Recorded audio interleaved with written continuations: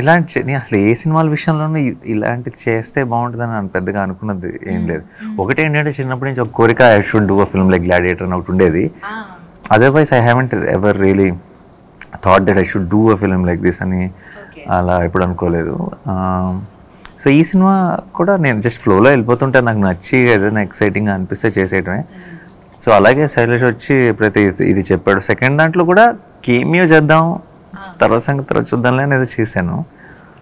And దాని మీద producer కాబట్టి ఇంకా తప్పలేదు. బట్ థర్డ్ అన్నది జస్ట్ హ్యాపెన్. జస్ట్ కరెక్ట్ టైంకి నాకు నచ్చి నాకు టైం ఉండి చేయగలిగి కరెక్ట్గా సిచ్యువేషన్లో సెట్ అయింది అంతే.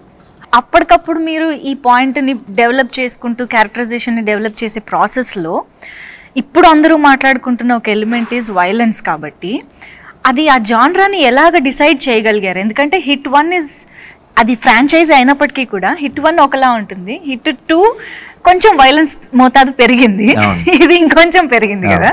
How did you decide on this note, ఈ స్కేల్? అది ఫిక్స్ అయింది కదండి, అది ఆర్గానిక్గా అలా సెట్ అవుతూ వస్తుంది. It's getting bigger and bigger and bigger. And బిగ్గర్తో పాటు అనుకోకుండా దీనికి తీసుకున్న కేసు, ఈ సినిమాలో ఏదైతే కేసుని డీల్ చేస్తున్నామో it organically steered towards lot of violence basically. And మీరు సినిమా చూసినప్పుడు మీకే అర్థం వస్తుంది ఇది ఇంకా వైలెంట్గా కాకపోతే ఈ కథలో చెప్తాం, ఈ కేసు ఎలా చెప్తాం అన్న ఫీలింగ్ మీకే వస్తుంది. యాక్చువల్లీ ఆ ఫీలింగ్ ట్రైలర్ చూసాక కూడా ఆల్రెడీ కొంచెం వచ్చింది. ఎందుకంటే టీజర్లో we have completely seen the violent side of Arjun Sarkar and hit 3. కానీ ఎప్పుడైతే ట్రైలర్లో ఒక ఇమోషన్, నిజం చెప్పాలంటే ట్రైలర్ చూసినప్పుడే ఇంకా విలన్ ఎవడైనా సరే చంపేయాలన్న కోపం మనకు ఆటోమేటిక్ గా వచ్చేది. రాజమౌళి గారి సినిమాల్లో విలన్ ని మనం స్క్రీన్ లోకి వెళ్ళి కొట్టాలనిపించే ఎమోషన్ వచ్చేస్తుంది కదా.